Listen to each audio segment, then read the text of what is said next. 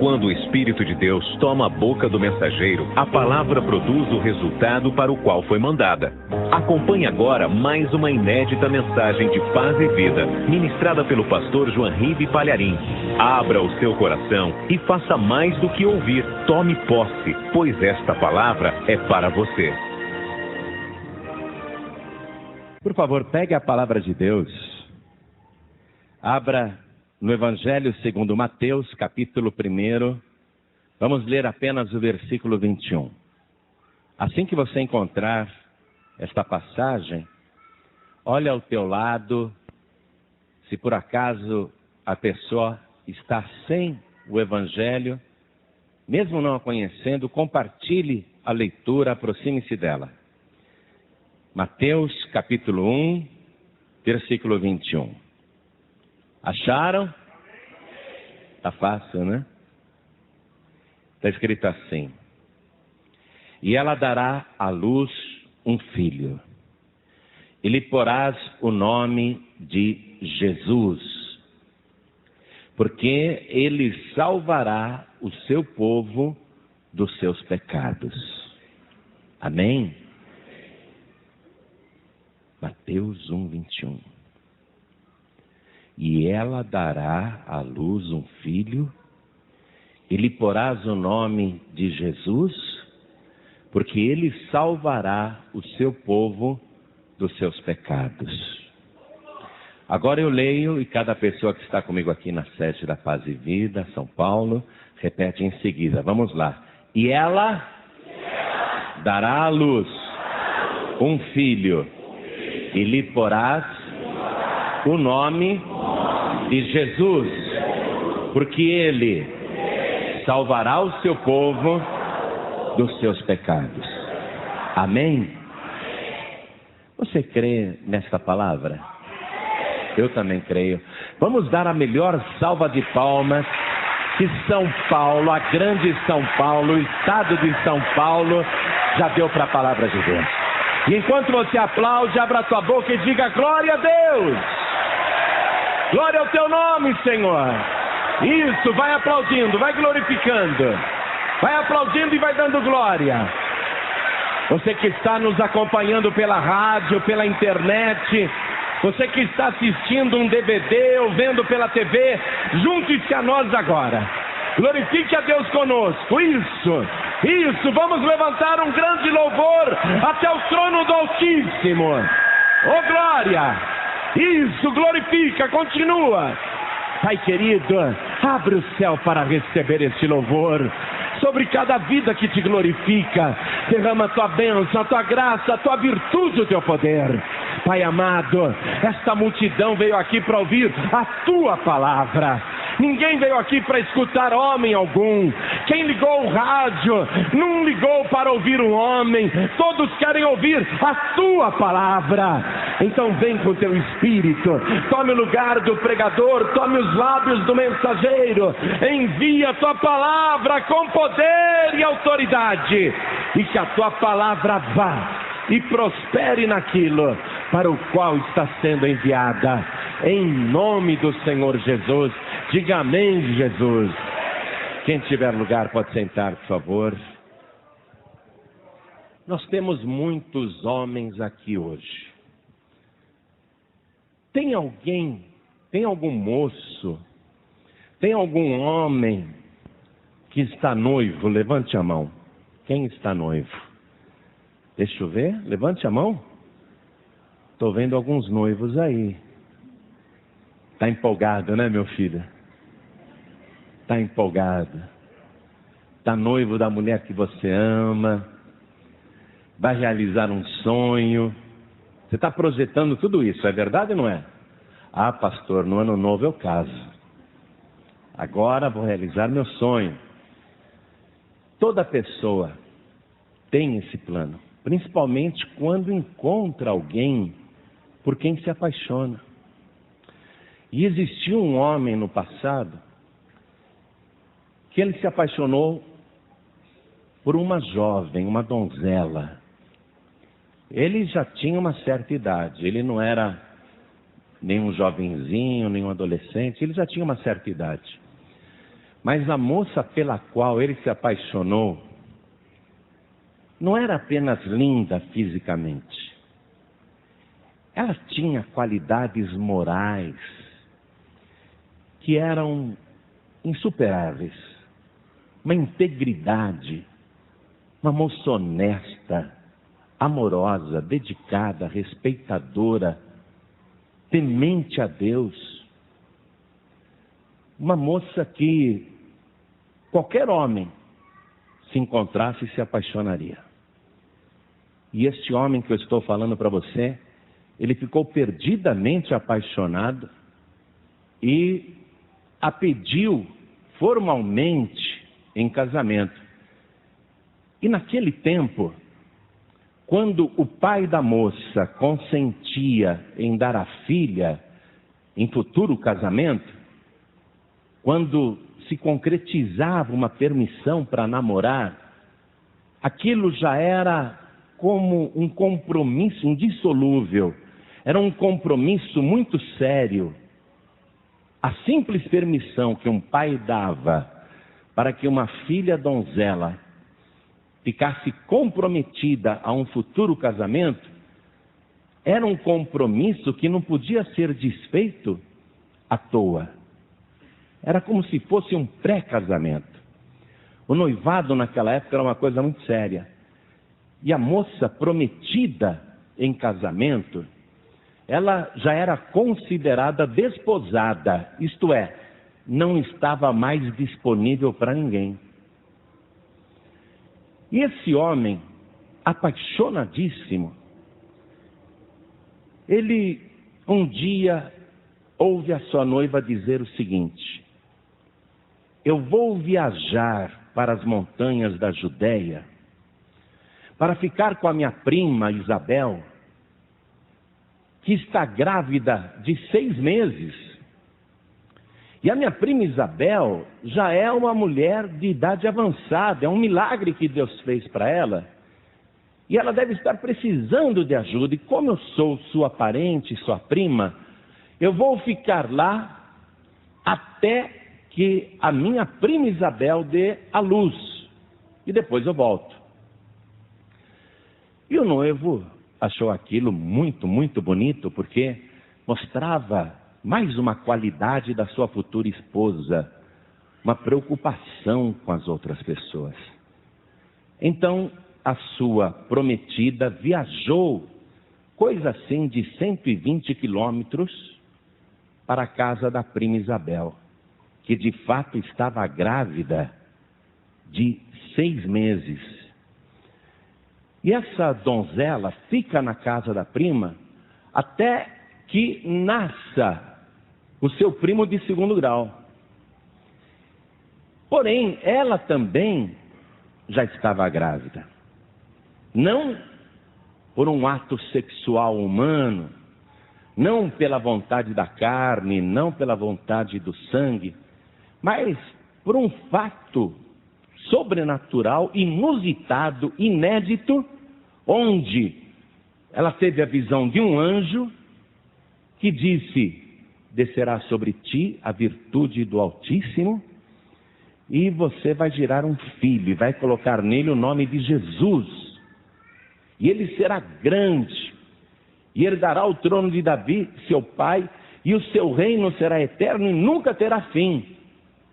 Veja, quando ela viajou para as montanhas da Judéia para ajudar a prima que estava grávida, ela também já estava fecundada, não pela semente do homem, por um ato sobrenatural do Espírito Santo.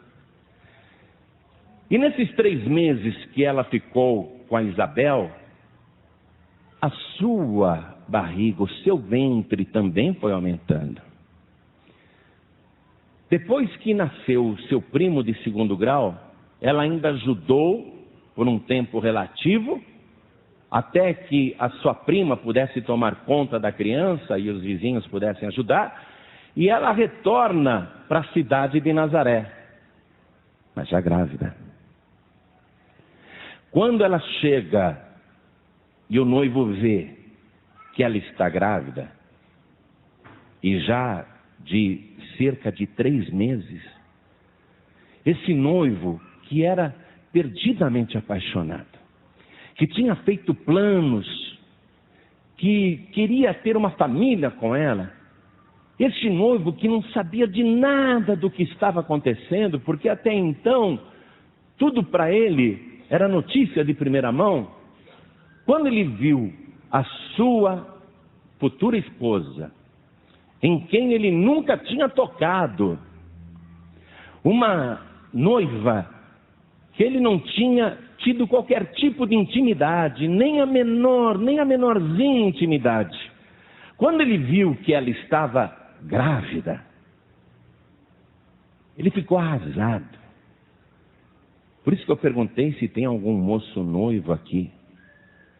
Como é que você reagiria se você tem a certeza absoluta que não teve nenhuma relação sexual com a sua noiva e ela aparece grávida de 3 meses?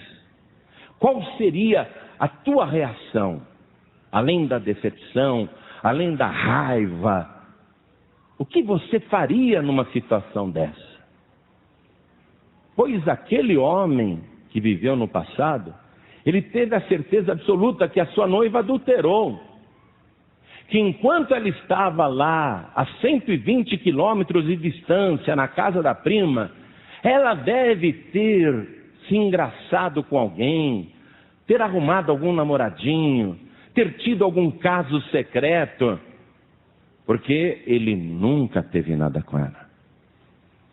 Agora, o que você faria, você que é noivo, você que tem esses planos, se você vivesse numa sociedade onde as mulheres adúlteras deveriam ser apedrejadas até a morte?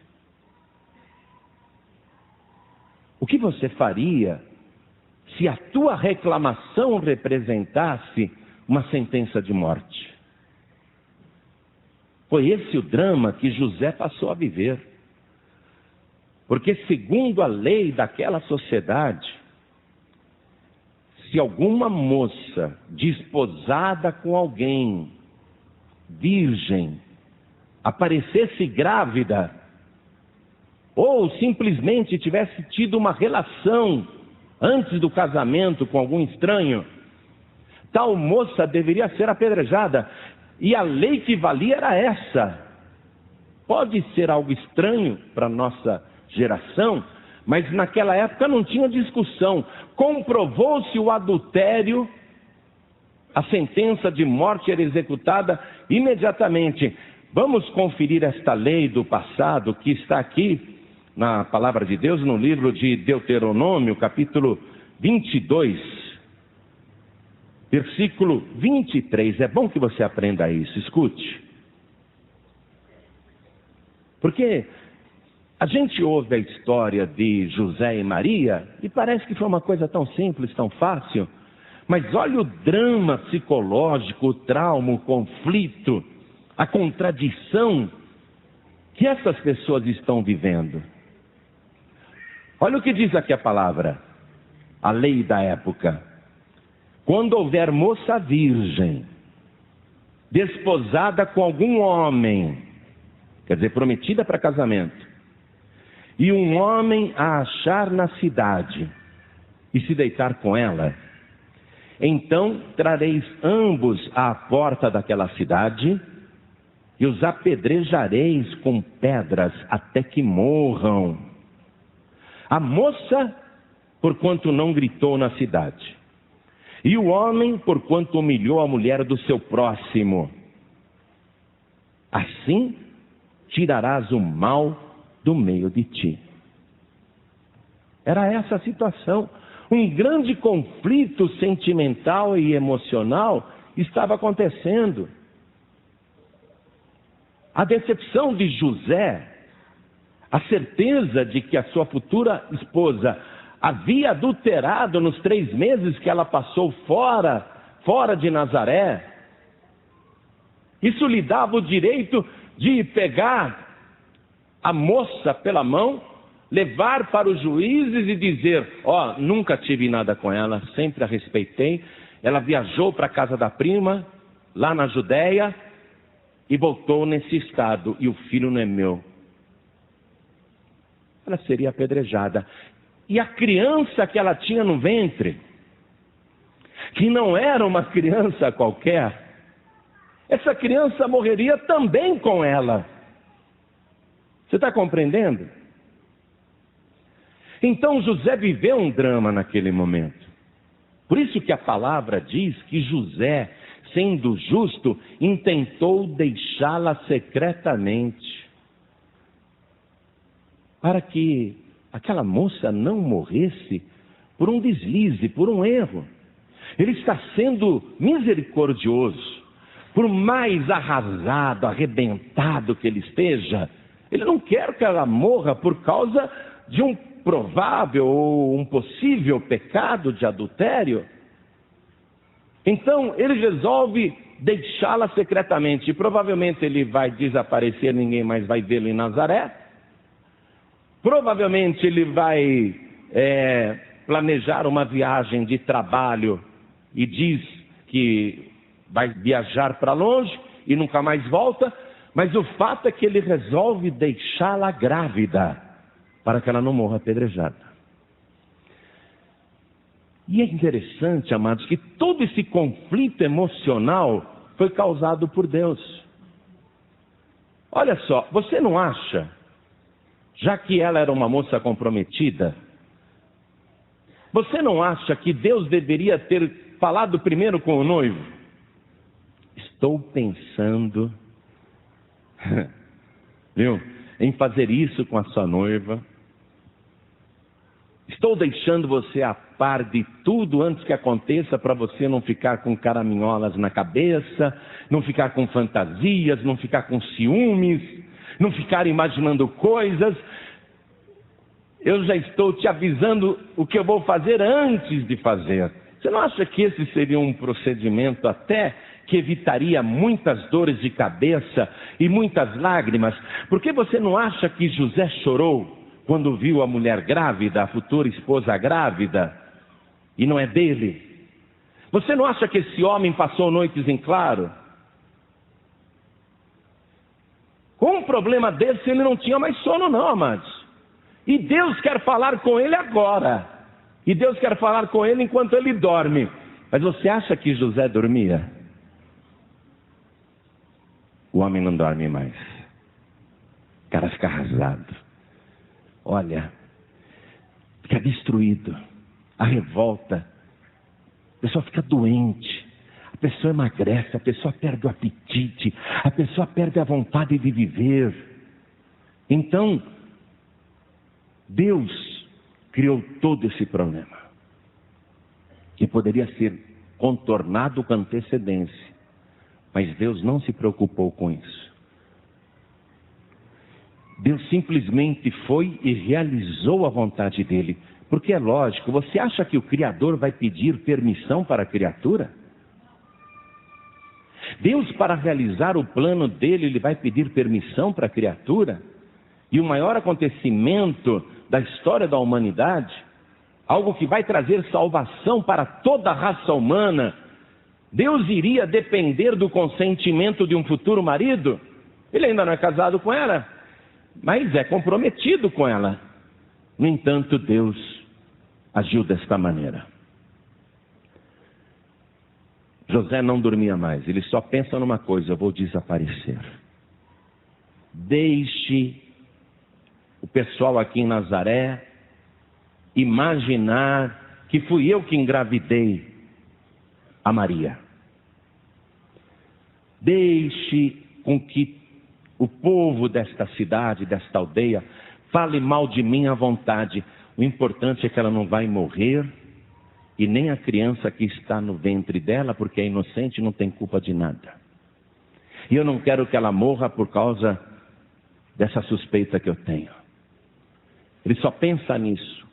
Como sair dali, como recomeçar a vida em outro lugar. Mas um homem na idade dele vai partir para um projeto de vida novo, para recomeçar a vida em outro lugar. E que ânimo que alguém tem para recomeçar a vida depois de levar uma punhalada dessa nas costas? Porque na cabeça de José, ele foi traído. Esse homem fica com esse sofrimento, com esse dilema. Até que ele desmaia, ele não dorme não, ele desmaia. E foi nesse sono profundo que aparece o mesmo anjo que anteriormente havia aparecido para Isabel e para a Virgem Maria. O mesmo anjo aparece no sonho de José. E aí o plano é comunicado.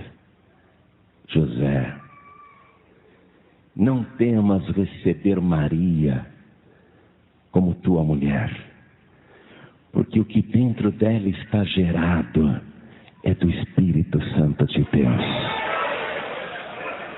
Eis que ela conceberá um filho e por-lhe-ás o nome Yeshua, que é o nome de Jesus em hebraico. A palavra Jesus é a tradução para o nosso idioma, é a tradução inclusive no original grego, e que o Ocidente adotou, não é?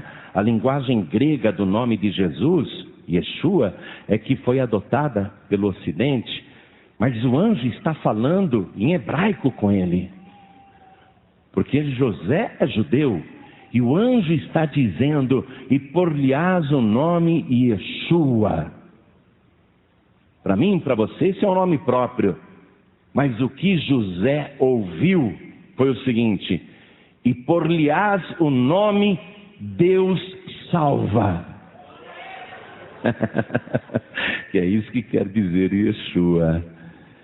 Por-lhe-ás o nome Deus salva, porque este menino que vai nascer, ele salvará o seu povo de todos os seus pecados. É o Salvador de todos os pecados. É o Deus que salva que vai nascer. É o próprio Deus. É o próprio Deus que vai nascer. E nos diz aqui o Evangelho que então José a recebeu, né? Com essa simplicidade, a palavra descreve a situação. Então José a recebeu e não a conheceu até. Conhecer no sentido bíblico é como Adão conheceu a Eva e nasceu Caim e Abel, né? E não a conheceu, quer dizer, não teve nada com ela, até que nasceu o seu primogênito. Duas coisas aqui, né, amados? Duas coisas. Ele não a conheceu, ele não teve nada com ela até. É o que diz a palavra. Não estou inventando nada, não. Às vezes a gente fala, a pessoa não acredita, né? Aqui, ó, vê o versículo 25. E não a conheceu até que deu à luz. Se ela está de 3 meses, uma gravidez dura cerca de 9 meses, quer dizer que durante 6 meses ele vai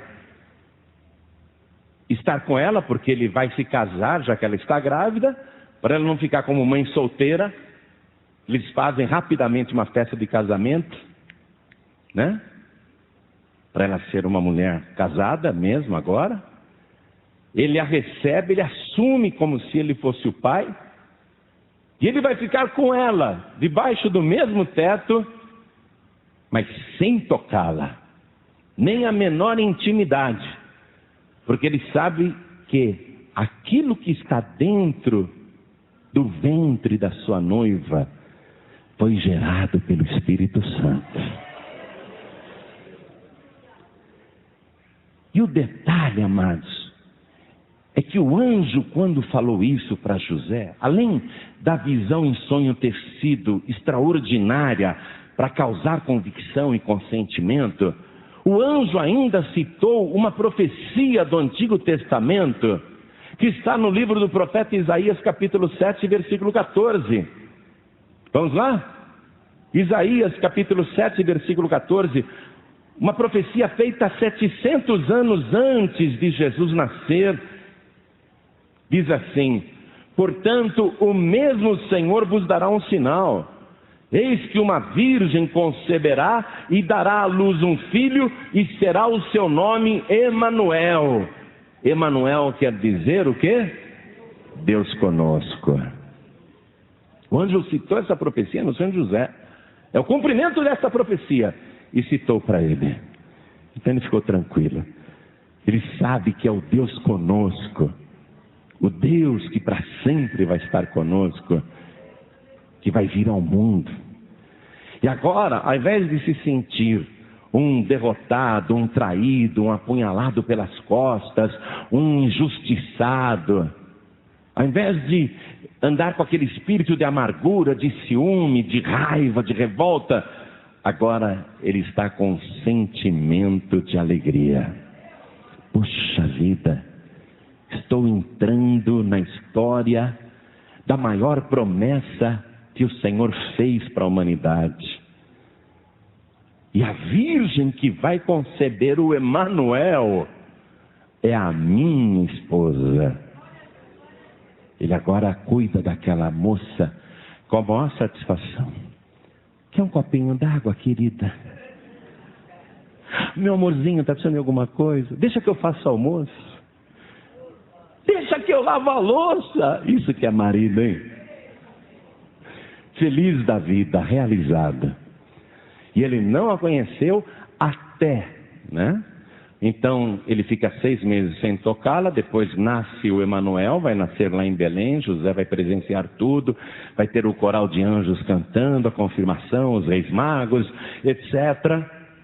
Mas nesses próximos 6 meses, José não tem nada com ela, e depois ainda tem a quarentena da mulher, muito respeitada no tempo bíblico, a quarentena da mulher.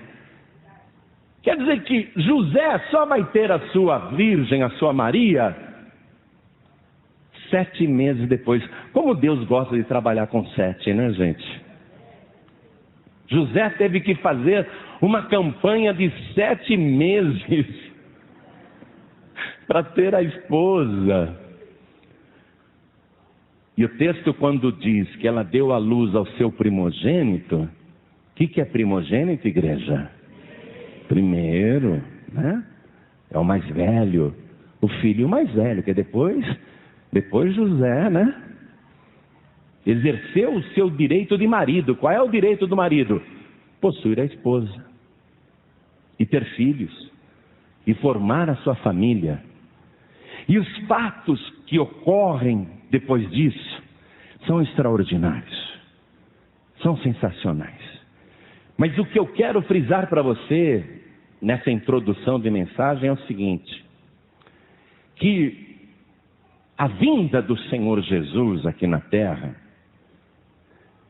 além de ser um cumprimento das promessas de Deus, e dele viver neste mundo a existência mais elevada e santa que alguém já pôde viver, que algum ser humano já pode viver, uma pessoa que não pecou nem em pensamento, nem no menor pecado, uma existência extraordinária, porque numa pregação ele disse assim: qualquer que olhar para uma mulher com a intenção de cobiçá-la no seu coração já adulterou com ela, é réu de juízo. Quer dizer que nem isso Jesus fez. Ele nunca, jamais olhou para qualquer mulher para cobiçar, nem em pensamento. Santo, puro, além de ele ter vivido essa existência única e extraordinária, e de ter proferido as mais belas palavras que já saíram de uma boca, que já saíram dos lábios de um ser humano, além dele ter feito sinais, prodígios e maravilhas, como nunca havia acontecido desde que a humanidade está nesse planeta, além dele ter feito coisas únicas, o objetivo deste anúncio está resumido na leitura inicial que nós fizemos. Este é o Natal, amados. Este é o Natal, escute. Vamos reler o que eu li no começo com você? O versículo 21. E ela dará à luz um filho, e lhe porás o nome de Yeshua. Deus salva. Porque ele salvará o seu povo dos seus pecados. A notícia do Natal, a notícia do nascimento de Jesus, da data de nascimento de Jesus, o sentido do Natal, O objetivo do Natal é este. Não apenas uma história bonita, como nunca ninguém viveu, uma história que emociona gerações há 2 milênios. Não apenas o objetivo de trazer uma história bonita para que as pessoas, especialmente no final do ano, pudessem celebrar, mas o objetivo diário de salvar o ser humano dos seus pecados. Esse é o Natal. Qual é o presente de Deus para a humanidade? Salvar o ser humano dos seus pecados. E o que é o pecado, amados? Porque alguém diz, mas o que eu faço não é pecado. Não é? Alguém quer avaliar o pecado pelos seus próprios parâmetros, segundo suas convicções pessoais e aquilo que a pessoa acha. Mas não vamos dizer que pecado é isso ou aquilo. Vamos resumir o seguinte: pecado é tudo que contraria a vontade de Deus. Qual foi o pecado de Adão e Eva? Relação sexual no paraíso? Não. Qual foi o pecado de Adão e Eva? Transgredir a ordem, a vontade de Deus. Quando Deus disse, comam a vontade de tudo, inclusive do fruto da árvore da vida, comam quantas vezes quiserem, mas da árvore da ciência do bem e do mal, do seu fruto não comereis, porque no dia em que dele comerdes, certamente morrereis. Então qual é o pecado? Qual é o pecado? É tudo aquilo que você faz, que você sente no seu íntimo, que contrariou a vontade de Deus. E qual é a consequência do pecado? É a morte. Jesus Cristo então viveu uma vida extraordinária desde o anúncio do seu nascimento, mas o maior acontecimento estava justamente no anúncio que o anjo fez, dizendo, por-lhe-ás o nome Deus salva, porque Ele, e não outra pessoa, Ele salvará o seu povo dos seus pecados. E como que Ele consumou isso? Oferecendo-se na cruz do Calvário como o Cordeiro de Deus que tira o pecado do mundo. Ali o seu sangue foi derramado e não há purificação de pecado sem derramamento de sangue. Porque o pecado exige a morte do pecador. Então Jesus, que não tinha pecado, ele se ofereceu no lugar dos pecadores para salvar cada pessoa do seu pecado. Quando Jesus estava para enfrentar a cruz, agora já com 33 anos e meio de idade, ele fez uma declaração. Evangelho de João, capítulo 8, versículo 23. Quero que você leia comigo essa declaração.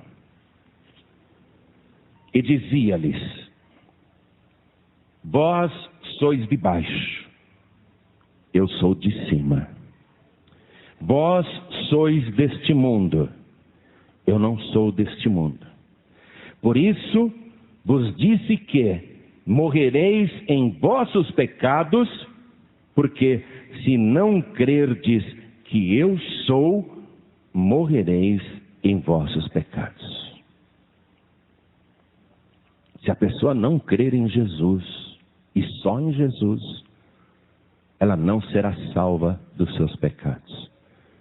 Ela pode crer em quem quiser, em Buda, Maomé, santo, santa, pode escolher a religião que for, mas se ela não crer em Jesus como Salvador, se não crer que Jesus morreu na cruz, no seu lugar, esta pessoa vai morrer nos seus próprios pecados. Se a pessoa não crer nele, não será salva dos seus pecados, porque religião não salva de pecados, igreja não salva de pecados. Jesus é a única pessoa que veio a este mundo e recebeu este nome, e desde o anúncio do anjo estava já declarada a sua vinda. O porquê desta vida inusitada? O porquê de uma vida tão cheia de sinais, milagres, prodígios e maravilhas. O porquê dos seus ensinamentos extraordinários. O porquê ele viveu sem nenhum pecado.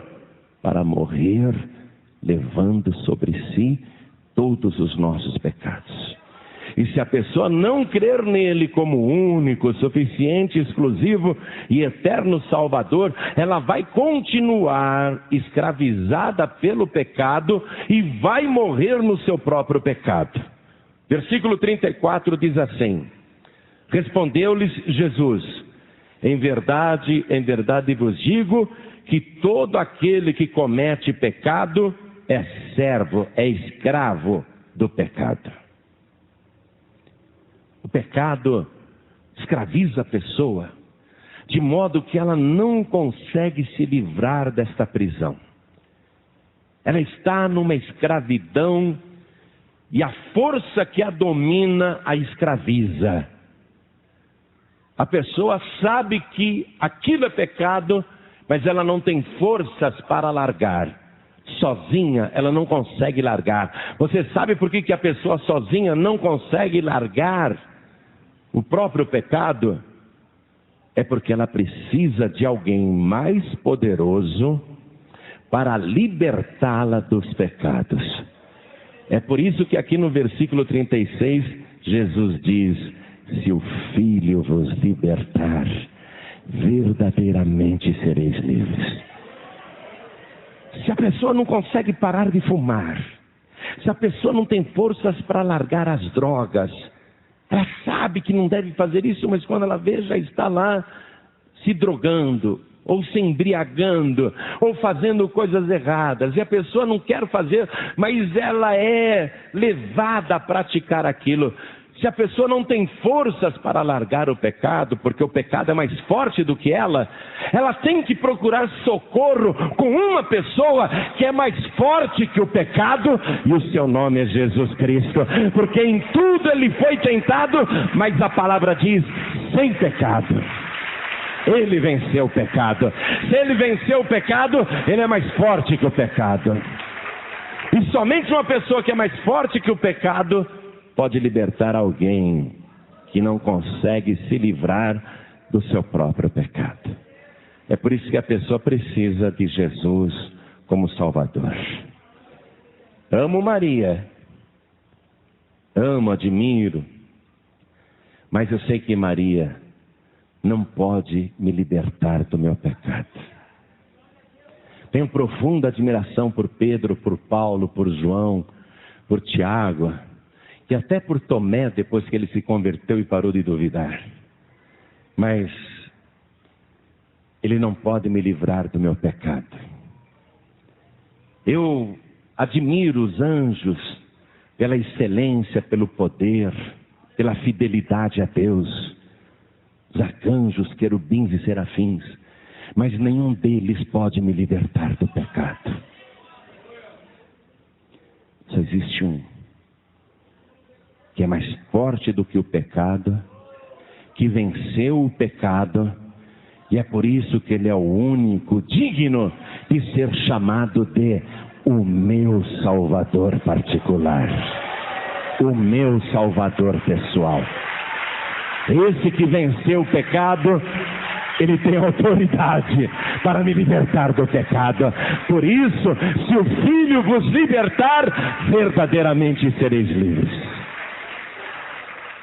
Se você é uma pessoa que luta contra o pecado, mas não consegue vencê-lo, é porque você ainda não entregou a tua vida ao verdadeiro libertador.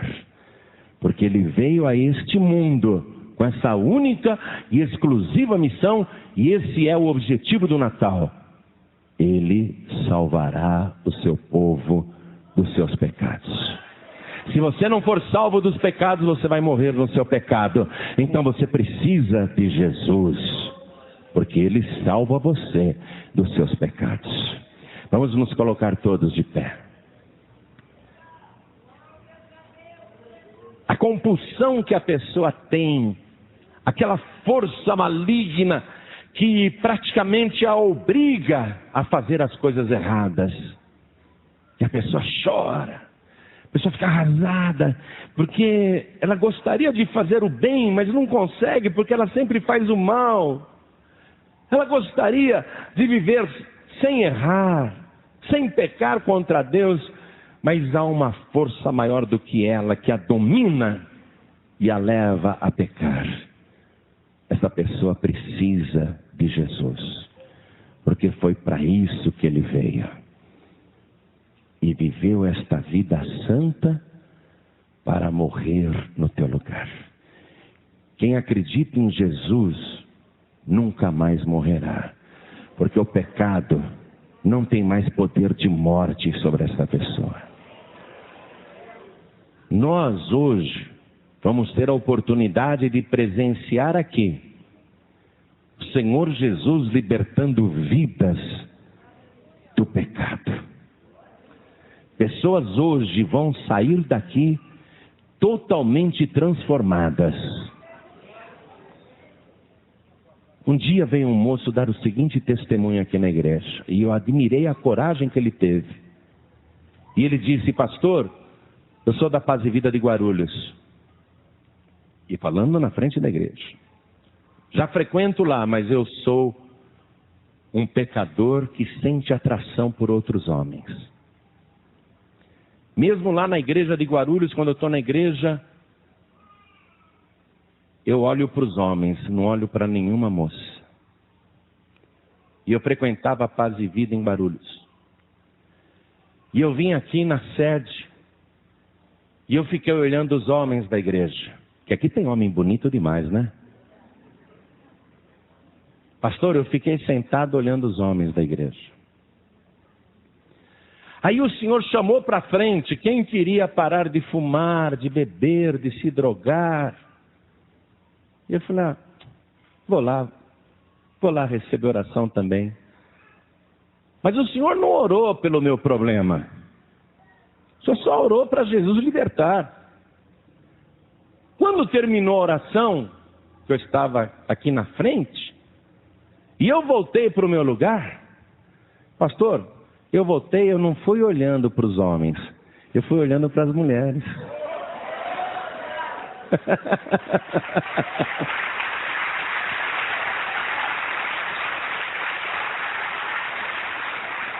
Aí ele pediu desculpa, né? Ele falou: gente, não é que eu vou ficar, agora eu vou virar um sem vergonha, ficar olhando as mulheres, não é isso. Mas eu fiz o teste naquela sexta-feira, pastor. Quando eu andava na rua, se passava um homem em sentido contrário e fosse um homem bonito, eu até olhava para trás assim. Aí eu fiz o teste, pastor. Eu saí daqui da igreja, da sede, na Avenida Cruzeiro do Sul. Eu fui andando na calçada. Pastor, cruzei com muitos homens, mas eu nem vi. Mas cada vez que passava uma mulher, eu olhava para ela. Não vou virar um prostituto, mas eu estou dando testemunho. Jesus me libertou. Estou livre de verdade. E é isso. Eu aplico isso para qualquer coisa. Para qualquer coisa que você estiver aprisionado, aprisionada, se o pecado tem te escravizado, só existe uma pessoa que tem poder para te libertar dessa escravidão. Ele liberta instantaneamente. Ele arrebenta as cadeias. Ele destrói as correntes. Ele abre as celas. Ele arrebenta os ferrolhos. Ele despedaça as grades. A porta pode ser de bronze, pode ser de aço, mas Ele te põe em liberdade, porque Ele é o Todo-Poderoso. Não há ninguém tão poderoso quanto Ele. Alguém que venceu o pecado, alguém que venceu a morte, que venceu o inferno, que venceu o diabo. É esse que vai te libertar agora. Se o Filho vos libertar, verdadeiramente sereis livres. Jesus não vai libertar você apenas do pecado. Ele vai salvar você. Porque é isso que significa o seu nome. Deus salva. Ele vai salvar você. Se você entregar sua vida para Jesus, Ele vai te libertar e vai salvar você. Ele vai te salvar instantaneamente. Hoje você vai sair daqui com a certeza da salvação. Olhem todos para mim, porque eu vou fazer esse convite. Quantas pessoas reconhecem que são prisioneiras do pecado? Nós não queremos saber qual é o teu pecado, não. Não queremos que você nos conte qual é o teu pecado. Mas quantas pessoas aqui reconhecem que estão dominadas, escravizadas por um pecado e querem ser libertas agora pelo único libertador que Deus enviou? Quantos aqui querem receber o Senhor Jesus como único, suficiente, exclusivo e eterno Salvador? Quem quer, erga a mão direita assim bem alto. Todos que querem. Olha que multidão. Olha que multidão. Hoje você vai viver esse milagre. Hoje nós vamos assistir esse milagre na tua vida. Hoje você vai ser liberto, liberta de verdade. Todos que ergueram as mãos, saiam dos seus lugares e venham aqui para frente. E vamos aplaudir ao nome do Senhor Jesus por cada vida que está chegando. E vamos aplaudir com alegria, igreja. Vamos fazer que nem aquele coral de anjos que cantava: glória a Deus nas maiores alturas, paz na terra e boa vontade para com a humanidade, porque a boa vontade de Deus com você é te salvar de todos os seus pecados. E olha que coisa maravilhosa, as pessoas estão chegando e já vão se ajoelhando. Não mandei ninguém se ajoelhar. Olha que coisa bonita, as pessoas vão chegando e já vão se ajoelhando. Estão se ajoelhando diante do libertador. Oh glória! Eu vou me ajoelhar também. Eu também. Porque eu quero te falar esse mistério. Por toda a tua vida, por toda a tua vida aqui na terra, você vai depender desse libertador, do único libertador. Para que, se você errar, se você cair, se você pecar, se você cometer um deslize, Ele venha e te salve dos seus pecados. Porque seria um absurdo, se Ele te salva, Ele morre pelos teus pecados, aí você numa tentação cai, erra, peca e está perdido. Então o sacrifício de Jesus seria limitado. Mas o sacrifício dele é único e eterno. É um sacrifício para toda a eternidade. Você vai continuar dependendo desse Salvador. Eu quero chamar aqui na frente você que está sem igreja, você que está afastado, afastada, você que faz tempo que não toma uma santa ceia, que quer se reconciliar com o Senhor, você que quer consertar a tua vida com Deus, você que quer sair daqui hoje transformado, transformada, reedificado, reedificada, saia do teu lugar, vem aqui para frente também. Você que quer ser restaurado, restaurada, você que quer sair daqui com a certeza do perdão dos teus pecados e com a certeza da alegria da salvação, vem para frente também. Oh glória! Isso! Você que está nos ouvindo pela rádio ou pela internet, no Brasil ou em qualquer lugar do mundo, você que está assistindo num aparelho de DVD esta mensagem, quer entregar a vida para Jesus, quer voltar para Jesus, quer ser liberto, liberta do pecado, quer que Ele salve você, então se ajoelhe ao lado do teu rádio, se ajoelhe ao lado do teu computador, se ajoelhe ao lado do teu televisor, onde você estiver, porque nós vamos orar. O milagre vai acontecer agora, é instantâneo, é instantâneo. O milagre do perdão dos teus pecados, o milagre da libertação dos teus pecados e o milagre da tua salvação, porque foi para isso que Ele veio. Isso, coloque a mão direita sobre o teu coração. Com a sua mão direita sobre o teu coração, e você que está à distância, coloque a mão direita também sobre o teu coração. E ore assim comigo: meu Deus e meu Pai. Que coisa linda. Essa é a confiança que nós temos para nos achegar a Deus. Chamá-lo de meu Pai. O Pai te ama, Jesus disse. O mesmo Pai te ama, mas Ele pode me amar. Ele te ama mais do que o mundo inteiro. Então diga com fé: meu Deus e meu Pai, muito obrigado por ter enviado o teu Filho Jesus como o meu único Salvador, e por Ele ter se guardado sem pecado a vida inteira, vencendo toda a tentação, todo o pecado, para morrer na cruz sem nenhum pecado. Eu creio que morreu o justo pelos injustos, o inocente pelos culpados, o santo pelos pecadores, dos quais eu sou o principal. Meu Pai querido, pelo sangue que o Senhor verteu na cruz, perdoa agora todos os meus pecados. Apaga, Senhor, as minhas iniquidades. Me liberta de toda força maligna que me escraviza e me salva agora. Me dá, Senhor, a salvação pelo sangue de Jesus, e escreve o meu nome no teu santo livro.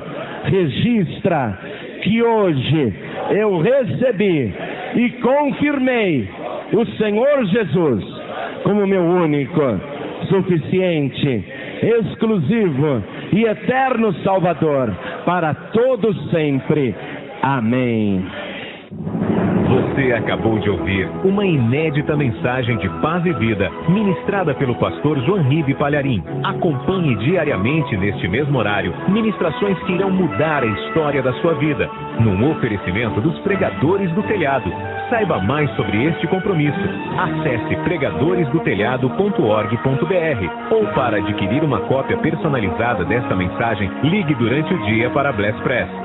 0 operadora 11 2875 5134. Bless Press, do coração de Deus para o seu coração.